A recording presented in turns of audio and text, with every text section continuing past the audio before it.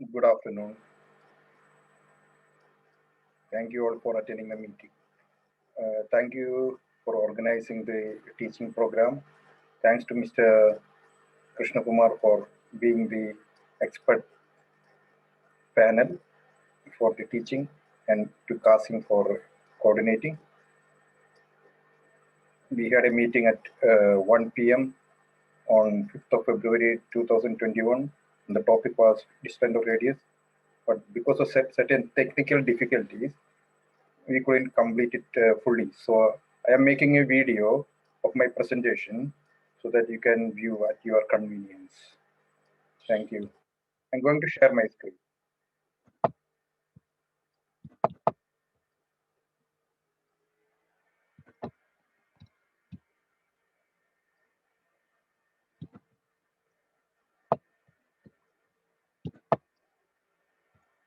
So we are doing this teaching at Cumberland Infirmary, Carly, on 5th of February 2021. This is part of the departmental teaching. And I'm one of the trust registers here. I'm Mr. Jimmy Lonapan. The topic is distal of radius. Distal of radius fractures are the most common orthopedic injury. Treatment is based on fracture pattern and stability. More common in females, 2:1 is the ratio. Bimodal distribution, younger patients due to high energy mechanisms, older patients due to low energy mechanisms, that is push. Distal radius comprises of three columns. Radial column includes the radial styloid and scaphoid fossa, functions as load-bearing platform for activities performed in the wrist in ulnar deviation. Intermediate column includes the lunate fossa, transmit load from the carpus to the forearm, and ulnar column includes the TFCC and distal ulna, plays an essential role in the stability of DR, UJ, and forearm motion. This is the relevant anatomy: sigmoid notch, scaphoid fossa, lunate fossa, distal tubercle, EPL groove, TFCC, all you can see in this diagram. The radiographic relationship: there is a radial inclination of 22 degrees and a radial shortening can be assessed, and there is a volar tilt of 11 degrees. X-ray of the collis, which is an extraarticular fracture which is dorsally displaced. Classifications.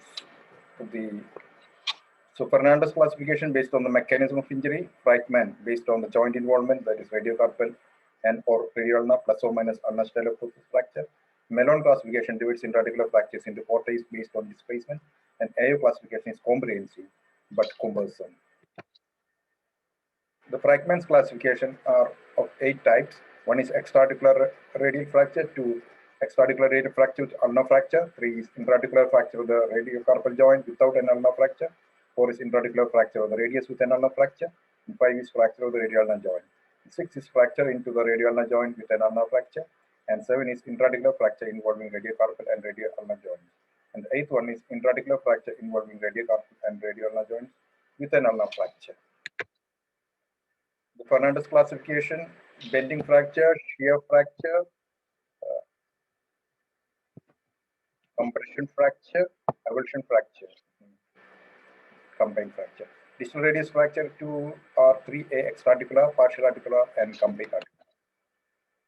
Mellon classification, as I told you, there are 5 types.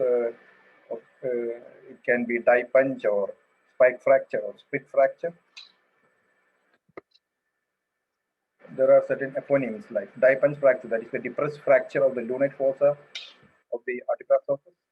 Fracture dislocation of the radiocarpal joint with intraarticular fracture involving the volar or dorsal slip is otherwise called volar or dorsal burden. Schafer's fracture is radial styloprocess fracture, and Colles fracture is low energy dorsally displaced extraarticular fracture. Smith fracture is low energy volarly displaced extraarticular fracture. Die punch fracture diagram is shown. Volar burden diagram is shown. X-ray is shown. Smith's fracture X-ray is shown. Associated injuries: intraarticular in 50%, distal radial ulnar joint injuries must be evaluated. Radial styloid fractures indicates higher energy mechanism. Soft tissue injury seen in 70%, TFCC injury in 40%, scapholunate injury in 30%, like lunotracheal ligament injury in 15%. Treatment. So it depends upon the criteria. The normal radial height in APU is 13 millimeter, and if it is Less than 5 millimeter shortening is acceptable. Radial inclination in a TV is 23 degrees, and the change of less than 5 degrees is acceptable criteria. Articular surface is normally congruous. Less than 2 mm of step off is acceptable. And in the lateral view, volar tilt is 11 degrees. Dorsal angulation of less than 5 degrees or within 20 degrees of contralateral distal radius is acceptable. Fracture radius indications non-operative, that is MU and CAS, extraarticular less than 5 mm radius shortening, dorsal angulation less than 5 degree or within 20 degree of contralateral distal radius. Indications of CRPP, extraarticular with stable volar vortex. Indications of ORIF, radiography findings indicating instability, dorsal angulation more than 5 degrees or 20 degrees of contralateral distal radius, volar or dorsal combination, displaced intra-articular fractures more than 2 mm or radius shortening more than 5 mm.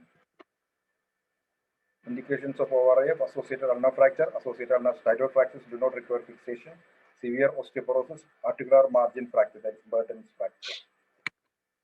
Other indications, volar ulnar corner, that is otherwise called critical corner, supports the volar lunate facet with its strong radiolunate ligament, results in volar carpal subluxation.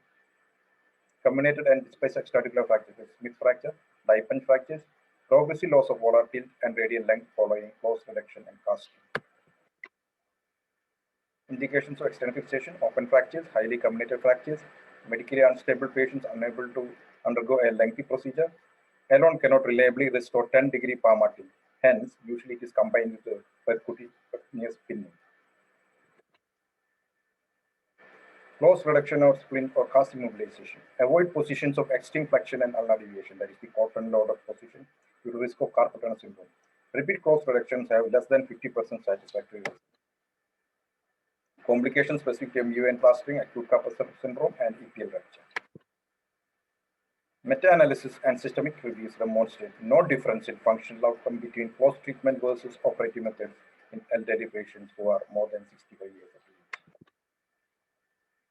Patients with 3 or more fractures have high chance of loss of reduction. The predictability criteria, contain predictors of instability, so patients with more than 3 or more fractures have high chance of loss of reduction. They are dorsal angulation more than 20 degrees, dorsal combination more than 50%, palmar combination, intra-articular combination, initial displacement more than 1 centimeter, initial radial shortening more than 5 mm, associated ulnar fractures, severe osteoporosis. Radial shortening is the most predictive of instability, followed by dorsal combination. Fracture distal radius, CRPP. Kaplan-G intrafocal technique, that is, KVAs are placed dorsally into the fracture and used as a reduction tool until they are driven into proximal radius. Rehack technique, arthroscopically assisted reduction, is the other one. Complications specific to CRPP, radial sensory nerve injury, and pin tract infection. ORIF technique guides. Distal radius extraarticular fracture, ORIF with volar plate. Distal radius intra-articular fracture, ORIF with dorsal approach. Volar plating preferred over dorsal plating.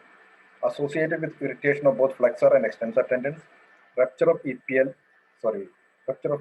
is the most common with volar plate, associated with plate placement distal to the watershed area and the most volar margin of the radius closest to the flexor tendons. Can have hyperasthesia or the base of the thenar eminence due to palmar cutaneous nerve injury during retraction of digital flexor sheaths and plating the distal radius. FCR approach. Make incision along palpable flexor carpi radialis, that is FCR tendon sheath, section fibers of volar FCR tendon sheath, and this can be in line with the tendon or radial to it to prevent adhesions. Section fibers of volar FCR tendon sheath in line with tendon, retract FCR tendon ulnarly and incise through the dorsal aspect of FCR sheath. After the FPL is bluntly retracted, the pronator quadratus is seen. Be careful of palmar cutaneous branch of median nerve, rises 5 cm proximal to the wrist joint, ulnar to the FCR. Visualize the proximal extent of pronator quadratus and take down sharply with knife. Incise radial and distal borders of quadratus and take down in L-shaped action. Use bipolar to cauterize branching muscles from radial artery. Brachioradialis can be released if needed, that is optional. Dorsal radial sensory nerve branch is deep to brachioradialis. Place rolled blue towels under the dorsal ridge to aid in volar translation or radial ulnar deviation. Provisional fixation with the KYS and plate. Distal fixation first, proximal fixation first. There are two techniques. Checking a radial inclination view is critical. That is lateral X-ray with distal radius lifted 20 degrees off the hand table. Brachioradialis can be released if needed. Dorsal radial sensory nerve branch is deep to brachioradialis. Distal fixation first. KYS is in distal row of plate will show angled distal screws. One screws as distal as possible for subchondral bone. Proximal fixation first. Place cortical screw in proximal oval hole of the plate using 3.5 mm screw. Plate can be readjusted later on due to oval hole and insert distal ulnar cortical screw after drilling through the guide for preliminary fixation or locking screw if confident with plate location.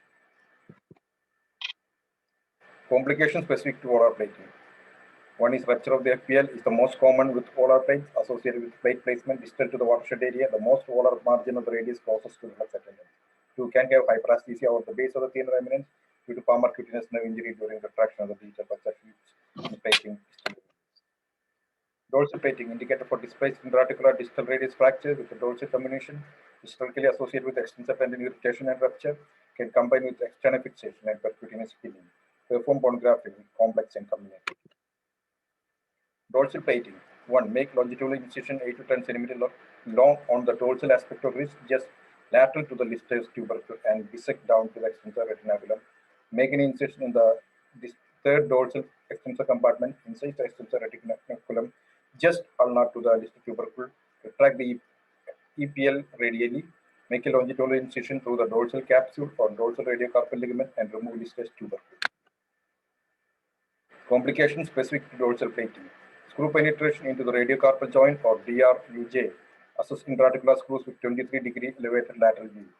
Assess dorsal cortex penetration with a skyline view. Tendon rupture. Discussion on some complications. Median nerve neuropathy, that is CTS, prevent by avoiding immobilization, excessive wrist flexion, and ulnar deviation. Acute carpal tunnel release for paresthesias that do not respond to reduction and last more than 24 to 48 hours. Non-displaced distal radius fractures have a higher rate of spontaneous rupture of the EPL tendon. Very distal volar plate placement on the radius, that is distal to the watershed area, is associated with FPL rupture. Treatment is EIP to EPL transfer. Extraarticular angulation malunion. Treatment is opening wedge osteotomy with over-IF and bone grafting. Radial shortening malunion. Radial shortening associated with greater loss of dysfunction and degenerative changes in extraarticular fractures. Treatment is ulnar shortening. Nice guidelines of the distal radius fractures. One is when needed for re-displacement of distal radius fractures, perform surgery within 72 hours of decision to operate. Consider manipulation and plaster cast in adults, that is culturally mature patients with dorsally displaced distal radius fracture. Offer K-wire fixation if no fracture of the articular surface of the radiocarpal joint is detected, or displacement of the radiocarpal joint can be reduced by close manipulation. Consider open reduction and internal fixation if close reduction of the radiocarpal joint surface is not possible. Continued NACE guidelines for the distal radius fractures in children. In children, skeletally immature patients with dorsally displaced distal radius fractures, including fractures involving growth rate, who have undergone manipulation, consider A. Below elbow plaster cast or K-wire fixation if the fracture is completely displaced or offended. Some post guidelines, that is British Orthopedic Association guidelines. Patients with a stable fracture of the distal radius should be considered for early mobilization from the removable support once pain allows. When using a plaster cast to treat a distal radius fracture, the wrist should be in neutral flexion with 3-point molding, used to hold the fracture and not force palmar flexion. Consider removing the cast and starting mobilization 4 weeks after injury. Both guidelines continued repeat radiographs of the wrist between 1 to 2 weeks after injury or manipulation, where it is thought that the fracture pattern is unstable and when the subsequent displacement will lead to surgical intervention. A radiograph of the patient's wrist at the time of removing immobilization is not required unless there is clinical cause for concern. Patients should be assessed for falls risk and bone health. All patients should receive information regarding expected functional recovery and rehabilitation, including advice about return to normal activities such as work, education, and driving. I think that completes the presentation. Thank you very much.